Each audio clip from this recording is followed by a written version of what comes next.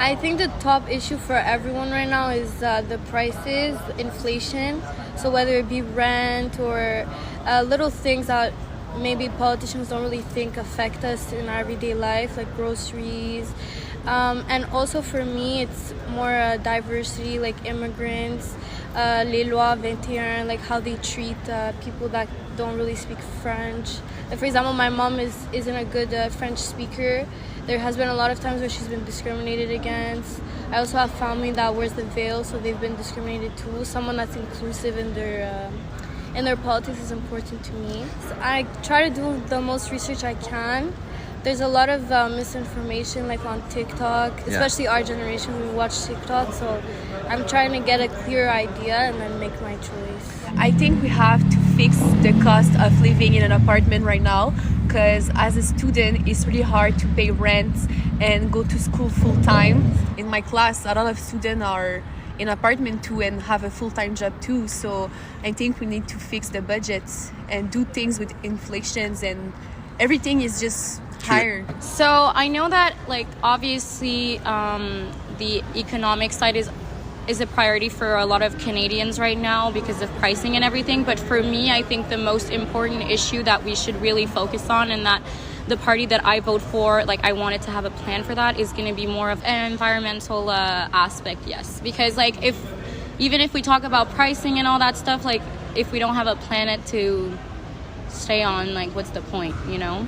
Honestly, like for me it's a big point, and I think they should make it an important point in their campaign, because especially like as younger students, like we see the world we live in today and like the scares of like, you know, the weather and the way that it's just the pollution. Like I have a lot of environmental anxiety around it.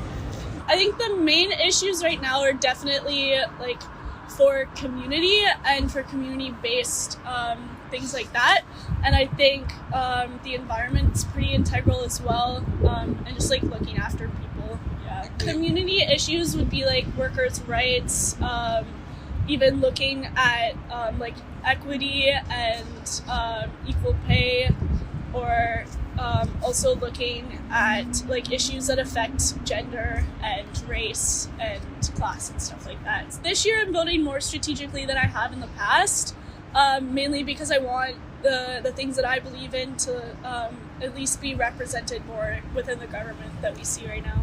For sure at the moment it's Canada's relationship with Israel and funding the IOF. I personally am in support with the Palestinians and the Gazans, and I am kind of directing most of my like voting towards which helps the cause of Palestinians and removes some of the funding towards the IDF or IOF.